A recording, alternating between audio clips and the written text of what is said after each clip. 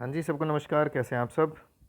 हम लोगों का चैप्टर ऑलरेडी आपको पता ही है, डिविजिबिलिटी चल रहा है। डिविजिबिलिटी के मैं ऑलरेडी आपके 30 क्वेश्चन के डाउट ले चुका हूँ। तो 30 क्वेश्चन के डाउट जो हैं वो कंप्लीट होने के बाद अब आप शुरू जो कर रहे हैं वो क्वेश्चन नंबर 31 से कर रहे हैं। अब ये 13 की पावर 7 है और 11 की पावर 7 है, इनके बीच में जो निशान है वो आपको क्लियर कट दिख रहा है कि वो प्लस का है। ठीक है, तो ये a की पावर n प्लस b की पावर n हो गया। ठीक बात है। अब a की पावर n प्लस बी की पावर n जो है वो a प्लस बी से भी भाग हो सकता है और a माइनस बी से भी भाग हो सकता है, ऐसा आपको पता होगा। बट a प्लस बी की कंडीशन क्या है? a प्लस बी कब से भाग कर सकता है? तब जब n क्या हो, ओड हो। और a माइनस बी कब भाग कर सकता है? कभी भी नहीं, ये आपको पता होगा, नेवर। ठीक है, तो एक तरीके से मैं यहाँ ये देख पा रहा हूँ कि हमारा जो नंबर है वो ओड पावर के साथ है, यानी इनकी जो पावर है वो ओड है। तो ये किससे भाग हो सकता है? a प्लस बी, यानी 13 प्लस 11 बोले तो 24 से भाग हो सकता है। नेक्स्ट नंबर जो है वो भी सेम फॉर्मेट में है, a की पावर n प्लस बी की पावर n, और ये भी a प्लस बी यानी 24 से भाग हो सकता है। तो आपका आंसर फर्स्ट आ गया। आसानी से ये सवाल किया जा सकता था अगर वो पुराना पैटर्न आपको याद हो तो। ठीक है, अब अगर मैं 32 की बात करूँ तो साफ पता है कि 4 की पावर जो है वो 61 इसमें कॉमन आ जाएगा, अंदर बचेगा 1 प्लस फोर की पावर 2 प्लस 4 की पावर 3, ऐसा सिंपल। ठीक है, ये क्वेश्चन मैं आपको ऑलरेडी उसमें करवा चुका हूँ जब हम लोगों ने थ्योरी किया था, तो इसीलिए मैं फटाफट करवा रहा हूँ। तो 1 + 4 5 और 16 21, 21 और हमारे पास 64 हो गया 85। तो मैं इसको लिख रहा हूँ 4 की पावर 61 गुना में 85। ठीक है, तो क्या 85 का कोई ऑप्शन है जो 85 से कट सकता हो, या 85 को जो काट सकता हो? तो आंसर है कोई भी नहीं। तो हम क्या करेंगे, एक 4 पावर इसको दे देंगे तो ये 4 की पावर 60 बच जाएगी, और 4 इससे गुना करेंगे तो 340 हो जाएगा। 340 का कोई फैक्टर है कि ऐसा कौन सा नंबर है जिसको काट सकता है? तो 340 को ही देखना है। 340 को 10 काट सकता है, तो आपका आंसर 10 आ गया। ठीक है, ऐसे ही सवाल जो है वो आपको 33 नंबर है, 34 पे हम सीधे ही जा रहे हैं अब। ठीक है, तो 17 की पावर 200 है और इसको भाग कर रहे हैं 18 से। रिमाइंडर क्या आएगा आपको मालूम है, आपको पता ही है, एक तरीके से a-1 की पावर n है और इसको a से भाग किया जा रहा है, यानी एक कम है ऊपर वाला। तो ऐसे केस में रिमाइंडर जो है वो 1 भी आ सकता है और -1 भी, डिपेंड करता है कि n क्या है। तो यहाँ n क्या है? even, और even के केस में हमेशा क्या आएगा? +1। तो इसका रिमाइंडर क्या बनेगा? +1, थर्ड ऑप्शन। डन। चलिए अगले सवाल पर आ जाइए। 35 नंबर सेम इसके जैसा है तो मैं नहीं करवा रहा हूँ। ये है आपके पास 36, ये भी इसी का सेम फॉर्मेट है, तो आप ये सवाल कर सकते हैं। ठीक, अब सेम सवाल जो है वो फिर से रिपीट हो गया है। क्वेश्चन नंबर 37 ईजी किया जा सकता है। अब ये एक नया सवाल आया है, ये थोड़ा सा अच्छा सवाल है। कहता है 2 की पावर 33 जो है वो 10 से भाग होना है, तो बताइए क्या रिमाइंडर आएगा? तो बहुत सिंपल तरीके से किया जा सकता है। 2 की पावर 33 को जब आप 10 से भाग कर रहे हो तो मेरा कहना है कि सिर्फ आप क्या करिए, यूनिट प्लेस निकाल लीजिए। अगर आपका यूनिट प्लेस आ जाएगा तो आपका काम बन जाएगा। ठीक है, अगर यूनिट प्लेस सही से निकल रहा है तो आप इजी तरीके से इस सवाल को कर सकते हैं। ठीक, तो समझिए कैसे। 2 की पावर अगर मैं 33 की बात करूँ तो इसका यूनिट प्लेस निकालने का तरीका क्या है? पावर को 4 से भाग करिए और जो रिमाइंडर आ जाए उसी को पावर मान लीजिए। तो एक तरीके से 2 की पावर 1, यानी जो लास्ट में आंसर आएगा इसका जो भी वैल्यू बनने वाला है वो वैल्यू यूनिट प्लेस के तौर पे क्या बनने वाला है? वो बनने वाला है 1। ठीक है, तो इसके लास्ट में 1 होगा, भाग में 10 करोगे तो रिमाइंडर क्या आएगा? 1 आएगा। सिंपल। नहीं सॉरी, 2 की पावर 1 2 आएगा ना भाई, क्या कर रहे हैं हम लोग? तो रिमाइंडर 2 आएगा। ठीक है, मैं सवाल भी गलत देख रहा था, क्योंकि 2 की पावर 1 का मतलब तो पावर पावर 1 है, जो आपका यूनिट प्लेस है वो 2 आएगा। डन। चलिए अब है 2 की पावर 16 माइनस 1, इससे किस से भाग हो सकता है? तो देखिए 2 की पावर 16 माइनस 1, 1 की पावर भी मैं 16 मान लेता हूँ, तो ये एक तरीके से a की पावर n माइनस बी की पावर n है, और a माइनस बी से भाग किया जाना है इसको। ठीक है, सवाल यह है कि किससे भाग हो सकता है? सॉरी, a माइन की पावर b की पावर n, तो ये a माइनस बी से भी भाग हो सकता है और a प्लस बी से भी भाग हो सकता है। a माइनस बी से तो वो ऑलवेज़ भाग होगा। ठीक है, जबकि a प्लस 1 से जो है वो एक तरीके से तभी होगा जब n क्या हो? इवन हो। ठीक है, अब यहाँ क्या है? पावर इवन है, तो इनकी माइनस यानी 1 से भी भाग हो जाएगा और इनकी प्लस यानी 3 से भी भाग हो जाएगा। ठीक है, a प्लस बी से भी भाग हो जाएगा, a माइनस बी से भी, 1 और 3, लेकिन ऑप्शन में ना तो 1 है ना 3 है, तो हम इस हिस्से को छोड़ देते हैं। अब हम क्या करेंगे, 2 की पावर जो 16 है उसको मैं लिख सकते हैं 2 की पावर 2 की पावर 8। ठीक है, यानी ये हो गया 4 की पावर 8 माइनस 1 की पावर 8। तो फिर से पावर जो है वो इवन है, तो ये 4 माइनस 1 यानी 3 से भी भाग हो सकता है, और 4 प्लस 1 यानी 5 से भी भाग हो सकता है। लेकिन ना तो ऑप्शन में जो है वो मेरे को 3 दिख रहा है, ना 5 दिख रहा है, तो मेरा ये तरीका जो है वो भी फेल हो गया। अब मैं क्या करूँगा, मुझे दिख रहा है ये 4 की पावर 8 है, मैं इसको 4 की पावर 2 की पावर 4 लिख सकता हूँ, यानी ये हो गया 16 की पावर 4 माइनस 1 की पावर 4। अगेन पावर इवन है, तो मैं 16 माइनस 1 यानी 15 से भी इसको काट सकता हूँ, और 16 प्लस 1 यानी 17 से भी काट सकता हूँ। मेरा ऑप्शन 17 यहाँ ऐसे करके लगेगा। ठीक है, तो थोड़ा सा इसमें सवाल में जो था एक्स्ट्रा दिमाग आपको लगाना था। ठीक है, ये है number nearest to this which is exactly divisible by 3 है। तो आपको पता ही है कि इनके नियरेस्ट अगर आपको ढूंढना है तो आपको सबसे पहले इसका एलसीएम लेना पड़ेगा। तो 3 4 5 6 7 और 8 का अगर मैं एलसीएम निकालना चाहूँ तो 3 4 5 6 का एलसीएम जो है वो मेरे पास आता है 60। 8 के हिसाब से करूँ तो 120 और 7 यानी कुल मिला के 840 जो है वो मेरा क्या आ जाएगा एलसीएम आ जाएगा। अब मैं क्या करूँगा, ये जो आपको 1000 दिया हुआ है, 10,000 दिया हुआ है, तो इस 10,000 को मैं क्या करूँगा, इस 10,000 को मैं 840 से भाग करना शुरू करूँगा। तो एक पे जाएगा 840, बैलेंस क्या बच रहा है हमारे पास, 160 बच रहा है, उतारा 0। अब मेरे पास जा रहा है ये एक पर भी जा रहा है 840। इस केस में माइनस करो तो कितना आता है 760, यानी 760 इसमें से माइनस कर दूँ तो मेरा नंबर जो है वो पूरा पूरा भाग हो जाएगा। इसके अलावा अगर मैं एक की बजाय इसको कितने पे भेज देता, अगर मैं इसको 2 पे भेज देता तो उस केस में ये 840 की बजाय ये हो जाता 1680। उस केस में अगर मैं 80 जोड़ देता तो भी पूरा पूरा भाग हो जाता। ये अब बात मैं बार बार नहीं बताऊंगा, आपको मालूम है क्या जोड़ना होता है क्या घटाना होता है। जो पॉजिटिव रिमाइंडर होता है वो घटाना होता है और नेगेटिव रिमाइंडर जोड़ना होता है। ठीक है, तो 80 जोड़ के अब सवाल ये है कि इसमें से, इस नंबर में से 760 घटाएंगे तब आपको इसके ज़्यादा नज़दीक नंबर मिलेगा कि इसमें 80 जोड़ेंगे, तो आंसर है 80 जोड़ेंगे तब ऐसा मिलेगा जो इसके ज़्यादा नज़दीक होगा। तो इसके ज़्यादा नज़दीक वाला जो ऑप्शन है वो क्या बना, ये वाला। डन। चलिए बहुत अच्छे, अगले सवाल पर आ जाइए। 41 number, the largest 4 digit number which is exactly divisible by this. तो ये सवाल जो है वो एक तरीके से एलसीएम एचसीएफ को ज़्यादा रिप्रेजेंट कर रहा है। तो डिविजिबिलिटी कहने से डिविजिबिलिटी नहीं हो जाती। ठीक है, इस तरीके के सवाल अलग आते हैं, ये अलग है। ये तो साफ साफ नंबर सिस्टम के जो पार्ट है एलसीएम एचसीएफ उसका हिस्सा। तो हम कर लेते हैं, कोई लंबी चौड़ी बात नहीं है। हम क्या करेंगे, हम एक तरीके से इसका निकालते हैं एलसीएम। तो 12 और 15 का एलसीएम 60 हुआ।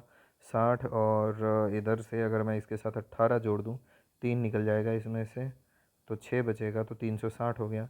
360 जो है वो एक तरीके से 9 जा रहा है, 3 गुना हो जाएगा, तो 1080 जो है वो इनका एलसीएम आ रहा है।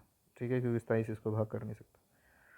अब 1080 का मुझे क्लियर कट दिख रहा है कि 4 डिजिट का जो है वो हमें लार्जेस्ट नंबर चाहिए। तो इसको कितने से गुना करूँ मैं, अगर मैं 9 से गुना करता हूँ तो कर सकता हूँ। तो 9 8 72 720 और 9 9720 मेरा वो नंबर है जो 4 डिजिट का लार्जेस्ट नंबर है और इजीली निकाला जा सकता है। Question number 42, the least number which is a perfect square and divisible by 16 20 और 24। तो मैं क्या करूँगा, 16 20 और 24 का एलसीएम निकालूंगा। ठीक है, तो 20 और 24 का एलसीएम जो है वो मुझे 120 दिख रहा है, 120 में 8 निकल गया, यानी 240 जो है वो आपका एलसीएम बनता है इनका। लेकिन हमें क्या करना है, परफेक्ट स्क्वायर भी बनाना है। तो परफेक्ट स्क्वायर के लिए 240 को मैं लिख सकता हूँ 2 गुना 120 यानी 2 गुना 60 मतलब 2 गुना 30 मतलब 2 गुना 15 मतलब 3 गुना 5। अब परफेक्ट स्क्वायर होने के लिए पेयर होना ज़रूरी है, तो पेयर पूरा बन रहा है। तो हमें क्या आवश्यकता है, हमें एक एक्स्ट्रा 3 की ज़रूरत है और हमें एक एक्स्ट्रा 5 की ज़रूरत है, जिससे कि आपका जो नंबर है वो एक परफेक्ट स्क्वायर बन जाए। ठीक है, तो 3 और 5 15 यानी 240 को मैं 15 से गुना करूँगा, 0 0 60 के हिसाब से 6 15 दूनी 6 36, यानी 3600 मेरा वो नंबर है जो कंप्लीट मेरे को डिवाइड करके दे रहा है इन सब से, और साथ में वो क्या है, एक परफेक्ट स्क्वायर भी है। ठीक है, नेक्स्ट सवाल है 243 number, the number nearest to this. तो एक सेम सवाल हम लोगों ने अभी भी किया है, the smallest number which win increase by 5 divisible by this. तो ये सवाल थोड़ा सा गलत है, जहाँ तक मुझे ध्यान है ये 54 आएगा, ना कि ये 56 आएगा। ये इसीलिए गलत हो रहा है, तभी आपको समझ नहीं आ रहा होगा। ये जो नंबर है इसमें से हम 64 में से 6 एक्स्ट्रा लगा हुआ है, 54 आना चाहिए था। ठीक है, और अब ये आराम से हो जाएगा। सेम सवाल 45 है और सेम सवाल जो है 46 भी है। 47 सवाल हम पहले कर चुके हैं, एन की जगह आप चाहे 2 पुट कर लीजिए, तो यह 8 माइनस 2 यानी 6, तो 6 ही आपका आंसर है। इस तरीके के सवाल अपन ने कई बार कर लिए हैं। ठीक है। नेक्स्ट सवाल जो है ऐसा 6 डिजिट का नंबर जो कि इस फॉर्मेट में है, तो आपको पता ही है X Y X Y X Y किससे भाग होगा, तो हमें मालूम है कि इसके लिए हम क्या करते हैं, 3 डिजिट का 2 डिजिट जो है वो बार बार रिपीट हो रहे हैं, तो 2 डिजिट का स्मॉलेस्ट नंबर लूँगा मैं, और जितनी बार रिपीट हो रहा है उससे एक बार कम लिखूँगा और एक से कवर कर दूँगा, उससे भाग हो सकता है, तो 10101 सेकेंड ऑप्शन आपका आंसर बन जाएगा। ठीक है, ये सब मैं इसलिए इतना जल्दी जल्दी करवा रहा हूँ क्योंकि इसके जैसे सवाल मैं ऑलरेडी आपको करवा चुका हूँ।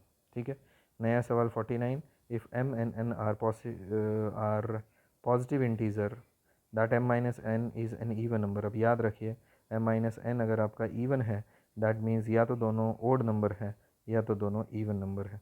ठीक है, अब हमें चाहिए m square minus n square, that means हमें एक्चुअली क्या चाहिए, हमें चाहिए m plus n into M minus n।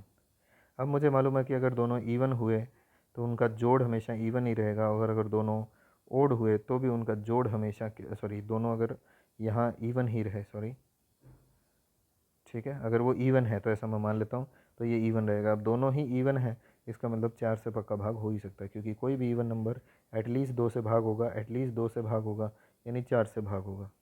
अगर गलती से ये जो नंबर हैं ये आपके ओड होते, यानी यहाँ भी एक ओड नंबर होता, ये भी ओड होता, ये भी ओड होता, ये भी ओड होता, तो भी ओड और ओड का जो जोड़ है वो इवन ही होगा और उनका डिफरेंस भी हमेशा इवन ही होगा, तो हमेशा ये नंबर 4 से कटेगा ही कटेगा, ऐसा सवाल है। ठीक है। अब 50वां नंबर जो सवाल है ये काफ़ी बढ़िया सवाल है, इसके ऊपर हमें थोड़ा काम करना पड़ेगा। कहता है 1848 जो है वो मेरा एक नंबर है और इसके हमें ओड चाहिए और कंपोजिट चाहिए, डिवीज़र चाहिए। ठीक है, ओड कंपोजिट डिवीज़र की बात चल रही है, मुझे थोड़ा सा स्पेस चाहिए, तभी मैं ओड कंपोजिट डिवीज़र के बारे में आपको थोड़ा सा ज़्यादा डिटेल करके बता सकता हूँ। चलिए शुरू करते हैं। अब इसको करने का तरीका क्या है, इसको करने का तरीका ये है कि सबसे पहले सबसे पहले हम क्या करेंगे, ये जो 1848 है इसका फैक्टराइजेशन करेंगे। ठीक है, अब ये क्यों किया वो भी बताता हूँ। 2 से डिवाइड करिए तो ये आ जाएगा 924, फिर 2 से डिवाइड करिए तो आ जाएगा 462, फिर 2 से डिवाइड करिए 231, फिर 3 से डिवाइड हो रहा था 3 7 21, 7 पे चला जाएगा, 7 से 11 पे आ गया। यानी ये जो मेरा नंबर है कौन से वाला 1848, इस 1848 को मैं क्या लिख सकता हूँ, इसको लिख सकता हूँ मैं एक तरीके से 2 की पावर 3 गुना में 3 की पावर 1 गुना में 7 की पावर 1 गुना में 11 की पावर 1। ठीक है, तो ये मैं इसको लिख सकता हूँ। अब आप समझिए सवाल ये है कि 1848 जो है वो किससे भाग हो सकता है, यानी हमें इसके फैक्टर चाहिए, इसके डिवीज़र चाहिए। तो आंसर ये है कि 1848 एक्चुअली ये है। अब ये किससे भाग हो सकता है, क्या ये नंबर 2 की पावर 1 से भाग हो सकता है, 2 से कट सकता है, आंसर है कट जाएगा। क्या ये 3 से कट जाएगा, कट जाएगा। क्या ये 7 से कट सकता है, कट सकता है। क्या ये 3 गुना 7 से कट सकता है, कट सकता है, क्योंकि 3 और 7 दोनों। क्या ये 2 गुना 11 से कट सकता है, कट सकता है। ठीक है, क्या ये 5 से कट सकता है, नहीं कटेगा, क्योंकि इसमें 5 है नहीं। कहने का अभिप्राय है कि जो इसमें मौजूद है उसी से कट सकता है। जैसे अगर मैं 2 की पावर कहूँ 4, तो क्या ये 2 की पावर 4 से कट सकता है, नहीं कटेगा, क्योंकि ओवरऑल 3 पावर ही है। यानी मैं ये देख पा रहा हूँ कि ओवरऑल मेरा जो नंबर है वो किन किन नंबर से कट सकता है, तो आंसर है वो सिर्फ उन्हीं नंबर से कटेगा जो इसके अंदर मौजूद है। ठीक है, तो अब चेक करिए कि 2 की पावर, क्या ये 1 से कट सकता है, कट सकता है। क्या ये 2 की पावर 2 से कट सकता है, कट सकता है। क्या ये 2 की पावर 3 से कट सकता है, कट सकता है। बट क्या ये 2 की पावर 0 से भी कट जाएगा, कट जाएगा। क्यों कट जाएगा, क्योंकि 2 की पावर 0 1 होता है, तो 1 से ये कट जाएगा। सेम वे क्या ये 3 की पावर 1 से कटेगा, कटेगा। 3 की पावर 0 से कटेगा। 7 की पावर 1 से, 7 की पावर 0 से, 7 11 की पावर जो है वो 1 से और 11 की पावर 0 से। तो अगर मैं ध्यान से देखूं तो मुझे ये पता चल रहा है कि 2 को यूज़ करने के मेरे पास 4 तरीके हैं। या तो मैं पावर 1 लूँगा, या 2 लूँगा, या 3 लूँगा, या 0 लूँगा। ऐसे ही 3 को यूज़ करने के 2 तरीके हैं, 7 को यूज़ करने के 2 तरीके हैं, और 11 को यूज़ करने के 2 तरीके हैं। इसका मतलब ये हुआ कि कुल मिला के मैं 32 अलग अलग कॉम्बो बना सकता हूँ इन चीज़ों के। और अगर मैं 32 अलग अलग कॉम्बो बना सकता हूँ इन चीज़ों के, तो मैं 32 अलग अलग ढंग से इसको डिवाइड कर सकता हूँ, यानी 32 इसके फैक्टर हो गए। बट ध्यान दें कि इसके अंदर वो फैक्टर भी आ गया है जिसमें 2 की हाईएस्ट पावर है, 3 की, 7 की और 11 की हाईएस्ट पावर है, यानी जब इसमें ये पूरा का पूरा नंबर होगा, मतलब इन 32 नंबर में से एक नंबर ये खुद भी है, यानी कोई भी नंबर अपने आप का जब फैक्टर होता है तो ये नंबर भी उसमें से पार्ट रहेगा। ठीक ऐसे ही जब हम 2 की पावर 0 लेंगे, 3 की पावर 0, 7 की पावर 0, 1 की पावर 0, 11 की पावर 0, तब भी आपके पास ये नंबर हो सकता है। अब ये क्या मतलब है इस बात का, आपने परमुटेशन एंड कॉम्बिनेशन ज़रूर सीखा होगा। परमुटेशन कॉम्बिनेशन में है कि इसको कैसे कैसे यूज़ किया जा सकता है, 4 तरीके से कि हो सकता है इसके साथ ये आए, ये आए, ये आए, ऐसे वाला। तो उसके तरीके से एक कॉम्बो वो भी रहा होगा जब इनकी पावर 0 यूज़ हुई होगी, यानी उस केस में वैल्यू कितनी आई होगी, 1 आई होगी, तो ये 1 से भी डिवाइड हो सकता है। यानी ये जो 32 फैक्टर मेरे आए हैं, ये कौन से फैक्टर आए हैं, ये वो फैक्टर आए हैं जिसके अंदर जो है आपका नंबर खुद से भी और कट सकता है और 1 से भी, यानी इन 32 नंबरों में से खुद और ये नंबर खुद भी है। तो अगर गलती से किसी क्वेश्चन में कह दे कि टोटल नंबर ऑफ फैक्टर बताइए, तो आपका काम क्या होगा, उसका फैक्टराइज करो, जो भी पावर है उन सब में एक एक जोड़ दो, क्योंकि 3 पावर है 4, एक पावर है 2, 7 पावर है 2, सॉरी एक पावर है 2, एक पावर है 2, पावर में हर बार एक जुड़ा है, क्यों, वो पावर 0 के चक्कर में, ठीक है। तो जितनी पावर है उसमें एक एक जोड़ दो और आपस में गुना कर दो, तो उतने नंबर ऑफ फैक्टर्स जो है वो किसी भी नंबर के हमेशा हो सकते हैं। बट उन नंबर में कौन होगा, 1, और वो नंबर खुद भी होगा। इसीलिए याद रखें कि अगर आप खुद को और 1 को हटाना चाहेंगे तो आप उसमें से कितना माइनस कर देंगे, 2, सिर्फ 2, हमेशा याद रखिए। तो टोटल फैक्टर खुद को और 1 को छोड़ने के बाद कितने बचेंगे, तो आंसर है खुद और 1 को छोड़ने के बाद जितने भी टोटल फैक्टर हैं उनमें से 2 कम। समझ आ गई कहानी, ये हुए टोटल फैक्टर्स। अब इस टोटल फैक्टर में से अब हमें धीरे धीरे अपने वाले कंडीशन पे जाना है जो इसने बोला है। इसने बोला है ओड, ठीक है। तो हमें अगर ओड फैक्टर चाहिए तो हमें एक चीज़ समझनी पड़ेगी कि ओड फैक्टर तब हो सकते हैं जब उसमें 2 ना हो, ठीक है। ऐसा मैं क्यों कह रहा हूँ, क्योंकि अगर 2 रहा तो 2 जब भी उसके साथ गुना होएगा वो हमेशा क्या बना के देगा आपको, वो हमेशा आपको इवन नंबर बना देगा जब भी 2 यूज़ होगा, ठीक है। और हमें इवन फैक्टर चाहिए नहीं। इसका मतलब ये हुआ कि हमें सिर्फ इसको छोड़ करके बाकी सबको यूज़ करना है, और इनको यूज़ करने के तरीके दो दो हैं, क्योंकि पावर में एक एक जोड़ दो, यानी कुल मिला के 8 फैक्टर ऐसे होंगे जो ओड फैक्टर्स होंगे, ठीक है। बट हमें ओड भी नहीं चाहिए, हमें साथ में कंपोजिट भी चाहिए। कंपोजिट का मतलब जो प्राइम ना हो। प्राइम का क्या मतलब है, प्राइम का मतलब ऐसा नंबर जिसका डिवीज़न और ना हो सके। अब अगर आप देखा जाए तो इन 8 फैक्टर में कौन आ गए, अब ध्यान से समझना, यहीं से आके चीज़ें आगे बढ़ने वाली है। इनमें आ गया होगा 3 की पावर 0, 7 की पावर 0, 11 की पावर 1, ठीक है।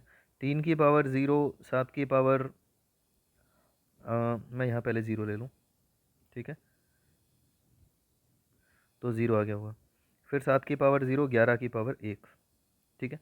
फिर हम ले सकते हैं 3 की पावर 0, 7 की पावर 1, 11 की पावर 0, 3 की पावर 0, 7 की पावर 1 और 11 की पावर 1, ऐसे एंड सो ऑन, ठीक है। फिर मैं कहूँगा 3 की पावर 1, 7 की पावर 0, 11 की पावर 0, फिर मैं लूँगा 3 की पावर 1, 7 की पावर 0, 11 की पावर 1, फिर लूँगा मैं 3 की पावर 0, 7 की पावर 1, 11 की पावर 0, 11 की पावर 0, फिर सॉरी यहाँ 1 आएगा, फिर लूँगा 3 की पावर 1, 7 की पावर 1 और 11 की पावर 1। ये ऐसे करके आपके टोटल फैक्टर बनेंगे। तो आप गिन लो, चाहे इनको गिनना चाहो तो आपकी मर्ज़ी है, जैसे 1 फैक्टर, 2 फैक्टर, 3, 4, 5, 6, 7 और 8, ऐसे। तो सबका एक एक बार इस्तेमाल जिस भी तरीके से हो सकता था वो कर लिया। अब आप ध्यान से देखिए कि इन फैक्टर्स में से एक फैक्टर कौन है, 1 है। अब 1 क्या कंपोजिट होता है, नहीं होता, तो एक फैक्टर सीधा सीधा ये कम हो गया, ठीक है। उसके अलावा एक फैक्टर ये भी कम हो जाएगा, क्योंकि इसका मतलब है 3 की पावर 0, 7 की पावर 0, 1, 1 इंटू 11, 11 खुद क्या है, एक प्राइम नंबर है, तो ये फैक्टर भी आपका हट जाएगा, एक और कम हो गया। फिर एक टाइम जब 7 अकेला होगा तब भी कट जाएगा, और एक टाइम जब 3 अकेला होगा तब भी कट जाएगा। क्यों, क्योंकि 3, 7 और 11 जो है वो खुद प्राइम नंबर है, तो अकेला 3, अकेला 7 और अकेला 11 भी इसमें से कट जाएगा, ठीक है। तो कुल मिला के 4 फैक्टर कम हो जाएंगे, बचेंगे कितने, 4, ऐसे करेंगे। यानी हमने क्या किया, हमने पहले ओड निकाल लिया कितने फैक्टर, उसमें से उनके प्राइम निकाल दिया, प्राइम या नॉन प्राइम यानी नॉन कंपोजिट निकाल दिया। तो नॉन कंपोजिट में याद रखिए 1 हमेशा कम होगा, क्योंकि 1 एक फैक्टर होता है, पहली बात। दूसरी बात, अब ये कितने ओड नंबर है, 1, 2, 3, वो 3 और माइनस कर दीजिए, ठीक है। तो टोटल माइनस कितना करना है ओड में से, ये ऐसा माइनस हो जाएगा। अगर गलती से यहाँ आपके पास जो है एक और होता, मान लो 13 की पावर 2 होती, तो टोटल फैक्टर जब मेरे को निकालने होते तो टोटल फैक्टर मैं कैसे निकालता? टोटल फैक्टर मैं निकालता ऐसे कि जो आपके पास पावर है उसमें एक एक जुड़ जाएगा, तो 2 गुना में 2 गुना में 2 गुना में 3, ठीक है, तो कुल मिला के 24 फैक्टर आते हैं। अब सवाल है कि इसमें से सर हमें कंपोजिट चाहिए, हमें ओड कंपोजिट चाहिए, ठीक है। तो अब आप समझो कि पहले तो इसमें से 1 माइनस होगा, एक, ठीक है। दूसरा, ये कितने प्राइम नंबर है? 1 prime number, 2 prime number, 3 prime number, 4 prime number, ये 4 और माइनस हो जाएगा, कुल मिला के 5 माइनस होंगे, ठीक है। अब मैं इसको पूरे को वाइंड अप कर रहा हूँ, अच्छे से ध्यान से समझिए।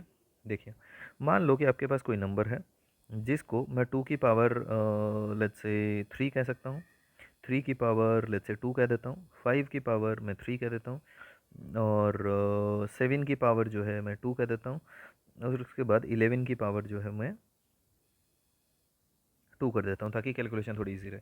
तो अगर मुझे चाहिए टोटल फैक्टर्स, ठीक है, तो टोटल फैक्टर्स मैं कैसे निकालूंगा? इनकी जो पावर्स है उसमें एक एक जोड़ दूंगा, यानी 4 गुना में 3 गुना में 4 गुना में 3 गुना में 3, ठीक है। तो 4 तिये 12 तिये 36, 36 गुना 9 करूँगा तो 324, कुल मिला के 324 फैक्टर बनेंगे। ये कौन से हो गए? ये टोटल फैक्टर हो गए, पहली बात, ठीक है। उसके बाद अगर पूछ लें फैक्टर्स, कौन से वाले factors? Except 1 and itself, 1 and itself. तो आप क्या करोगे? ये जो 324 फैक्टर हैं इसी में से 2 कम कर दोगे, ठीक है। ये दूसरी बात आ गई। अगर अपने से पूछे प्राइम फैक्टर, तो प्राइम फैक्टर यही है, 1 2 3 4 5, तो टोटल प्राइम फैक्टर कितने हो गए? 5, ठीक है। ओके, बहुत अच्छे। अब अगर अपने से पूछ ले कि बताइए कितने हमारे पास जो है ओड फैक्टर्स हैं, तो ओड फैक्टर्स हम लेंगे, इस वाले को हटा दीजिए, 2 को बाकी के बच जाएंगे, यानी 3 की पावर क्या है? 2, तो हम लेंगे 3, 5 की पावर 3 है तो हम क्या लेंगे? 4, 7 की पावर 2 है तो हम लेंगे 3, और 2 11 की पावर 2 है तो हम लेंगे 3, ठीक है। तो टोटल हमारे पास कितना हो गया? 300 के 12 तिये 36 तिये 108, यानी हमारे पास कुल मिला के 108 ओड फैक्टर्स, ठीक है। अगर यहीं पूछ ले कि ओड कितने हैं और वो भी कॉम्पोजिट, ठीक है, तो ये जो 108 फैक्टर है इसमें से हम माइनस क्या करेंगे? एक तो 1 माइनस करेंगे, दूसरा ये कितना है? 1 2 3 4, 4 ये माइनस करेंगे, कुल मिला के 5 माइनस कर देंगे, तो ओड कंपोजिट कितने आ जाएंगे हमारे पास? वो आ जाएंगे 103। ऐसे करके हम लोग बाकी की वैल्यू निकालेंगे, ठीक है। तो इस तरीके की चीज़ें अगर आप याद रखोगे तो आपको ये सवाल बड़ी आसानी से किया जा सकता है, ठीक है। तो ये हमारा कौन सा सवाल था? ये हमारा क्वेश्चन नंबर 50 था। इसमें मुझे टाइम देना ही देना था, अदरवाइज़ मैं करने को ये पूरे ही कल कर देता, बट ये पूरा ना करने के पीछे एक बड़ा कारण जो था वो मेरा 50 नंबर क्वेश्चन था, ठीक है। आई होप आपको ये जो एक्सरसाइज है ये समझ में आई होगी, इसको अच्छे से करना, क्योंकि HSSC इसमें से सवाल बहुत बार पूछती है, SSC भी बहुत बार पूछती है। बैंकिंग ज़्यादा तवज्जो नहीं देता, बट बैंकिंग में भी देखिए सीखी हुई चीज़ें आपको हमेशा बेटर बनाएगी, वो आप में कॉन्फिडेंस लेके आएगी, और अननोन क्वेश्चंस को करने में वो आपकी हमेशा हेल्प करेगी, ठीक है। तो आज के लिए इतना ही कर रहा है, ये चैप्टर हमारा ख़त्म हुआ, ठीक ठाक, छोटा सा बड़ा सा जो भी लेक्चर है वो आपका बन गया है, 23-24 मिनट का जितना भी है। नेक्स्ट क्लास में फिर मिलता है। Thank you so much. इसके बाद जो है वो चैप्टर ध्यान रख लेना, इसके बाद का जो चैप्टर है वो नंबर सिस्टम है। अगेन आपको पता ही है नंबर सिस्टम की कोई स्पेशल थ्योरी नहीं बनती, तो मैं सीधा इसके डाउट पे आने वाला हूँ, और मैं कोशिश करूँगा कि अगर एक क्लास में ये कंप्लीट हो गया 45 तक तो आप करेंगे, ठीक है। नहीं तो आपका होमवर्क यही है कि आप नेक्स्ट पूरी एक्सरसाइज पूरी करेंगे, उसके बाद हम इस अगले वाली एक्सरसाइज में जाएंगे, 25 क्वेश्चन वाली में, उससे पहले नहीं जाएंगे, ठीक है। तो एक एक्सरसाइज में जो है एक दिन डाउट में मैं यहाँ तक लूँगा, दूसरे वाले में अलग से लेनी पड़ेगी, क्योंकि ये वाली जो नंबर सिस्टम की एक्सरसाइज है ये थोड़ी सी कॉम्प्लिकेटेड है और इसमें कुछ ज़रूरी अच्छे अच्छे क्वेश्चन है, ठीक है। चलो, तो आज के लिए इतना ही। Thank you so much. आपका दिन शुभ हो, भगवान आपको जल्दी से सेलेक्ट करवाए। धन्यवाद।